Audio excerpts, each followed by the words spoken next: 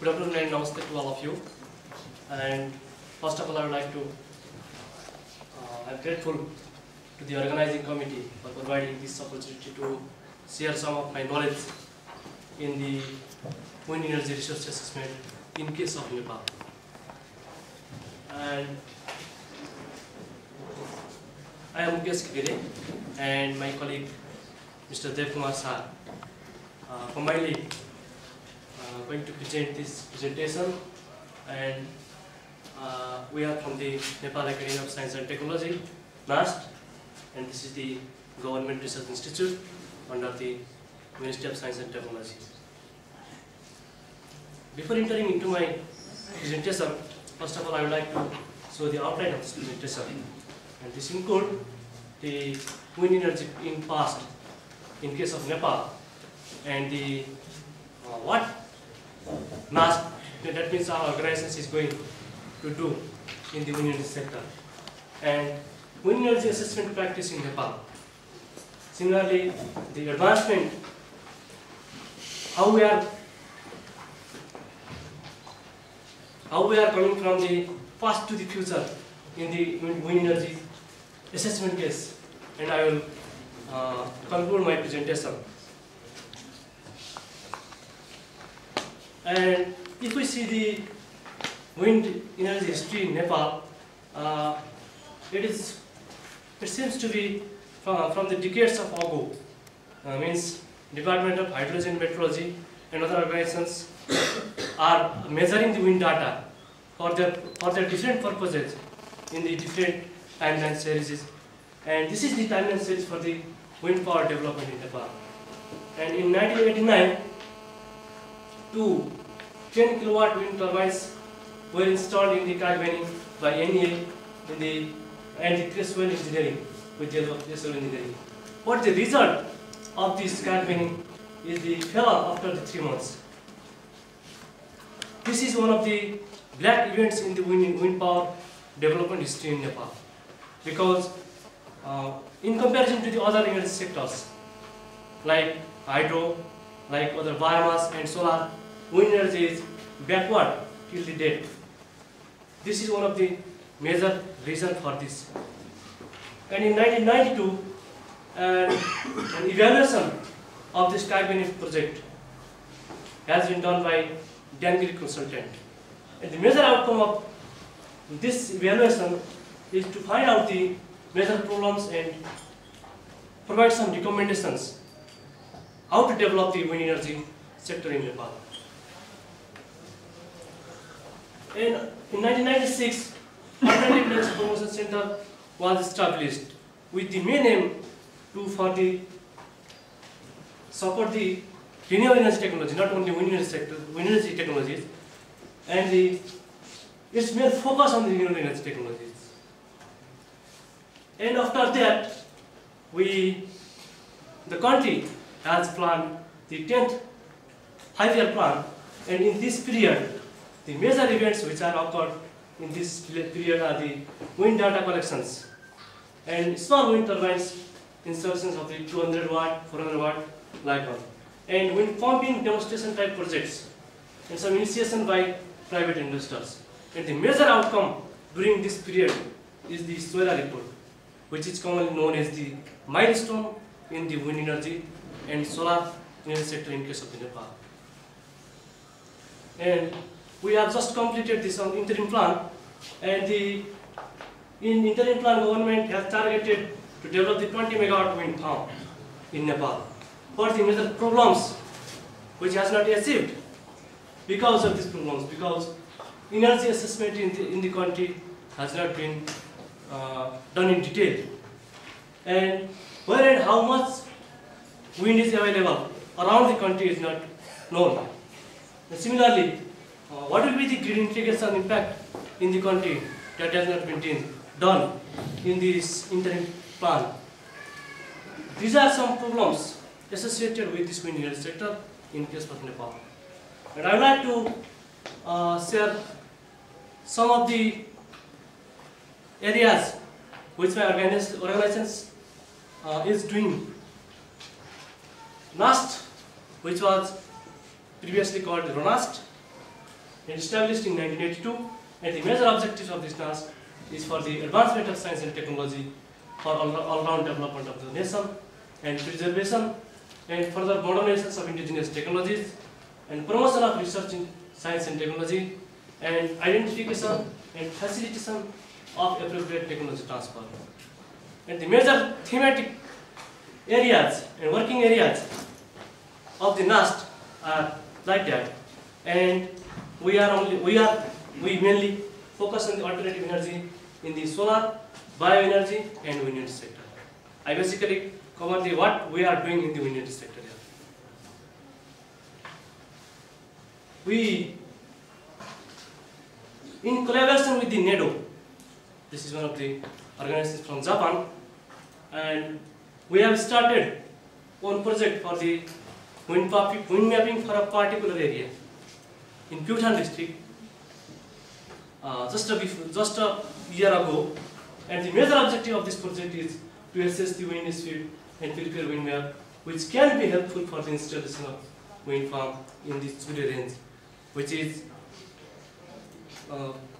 feasible area for the transportation and other grid connection approach.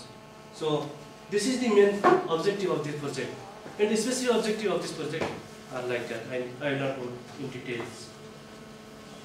And regarding the wind energy resource assessment, what are the necessities which has to be fulfilled in the wind energy resource assessment in any particular place or of a particular country? These are the necessities for the wind energy resource assessment. First, we have to have reliable wind data, wind speed and wind direction data. And similarly, meteorological data, temperature, humidity and pressure, and GIS data for land use, land cover, and topographical map etc.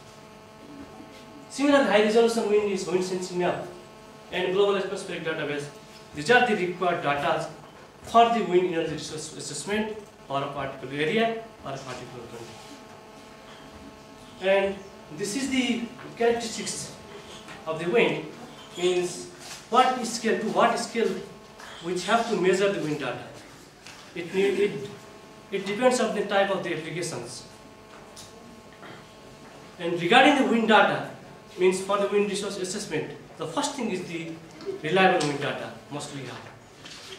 The wind data quality depends on the census quality, census setup and orientation, which is dependent upon particular site specific, and the resolution of wind data is the major important thing. The industry standard for the wind power development is the 10-minute resolution wind data. But we have till now, in most of the cases, is the 1-hour resolution data. Regarding the wind data measurement practices in Nepal, there are several organizations which are collecting the wind data. Department of Hydrology and Meteorology, which is the most important organizations to collect the wind data for the agriculture purposes, means for the meteorological data it mainly collects. And NARC and AEPC, NAS Practical Action, Civil Aviation Authority of Nepal, and some private organizations, they are collecting the wind data. And these are the wind data collected by the AEPC for the wind power development, especially in the different period and different locations in the country. Regarding this wind data measurement practice, the data which we are getting depends on the purpose, what we are going to do with this wind data. For example, if DHM measures the wind data, then the major purpose of it would be for the agriculture purpose. And if AEPC and practical action, and if we are measuring the wind data, we are searching for the wind power development in case of Nepal. For the wind power development, the wind data should be at least of 10 meter, 20 meter, and 30 and more than 50 or 50 meter. We have to measure it. But what we have till now is about the 10 meter and 20 meter height with the hourly mostly and some of the 10 minutes resolution data we have. And the major issues with this is data collection is only the solution for the wind power resource assessment and for the wind power development? No, because the main issue which we have is though we have spent lots of time for data collections because AEPC has collected already about 8 years, 9 years data and produced wind resource potential map of Nepal. Why the investors are not ready to invest on the wind energy in commercial scale? And why banks do not finance like other energy projects like hydropower?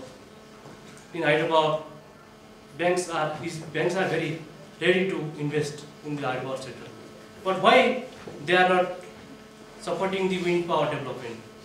The issues regarding this may be one of the issues, the reliable wind data. Means the data we should have the bankable. And the wind power projects, they may or may not be financially viable in comparison to the hydropower. And the government policy on the wind energy sector is not so much favorable like to other energy technologies in case of the subsidy or other mechanisms. And the SOERA report, this is the Solar and Wind Energy Resource Assessment Project. This is the study made by the Alternative Energy Promotion Center and Center for Energy Studies under UNEP-GEF project, and this is considered as the milestone of the wind energy, solar energy assessment. And what has been done in this report? The data considerations for this report from the 5 stations measured data from AEPC of a single year, hourly average at 10 meter and 20 meter, and some DHM data also being used for the correlation of the AEPC and the DHM data, and some GIS data from the Department of Survey, Nepal, for the geographical information data. And these are the constraints under which this project is developed. This project is developed in the 5 by 5 km square resolution map and within the 15 km from national grid and considering wind power density greater than 300 watt per meter square. And this report produces the wind power assessment of Nepal, and so it shows 3000 megawatt of wind energy can be produced from Nepal. But we don't know exactly whether it can be produced economically or not. This is the wind map produced by this project, and the major recommendations of this project, because this project has been completed with the 5 stations data from the whole country. This is not the exactly reasonable. And the major recommendations which SOERA projects are the correlations with the real measure data. Means we have to measure the real data for the correlation, and whether this report for every particular site of the Nepal is applicable or not. So we have to check it with the real data and high resolution data, because resolution of the data plays very important role in the wind scale. And side-by-side specific analysis and with actual power turbines. These are the major recommendations suggested by the SOERA project. And to capture these recommendations and to make some efforts in the wind energy sector, last year we started one of the projects which I have already described under this modality. We are now on the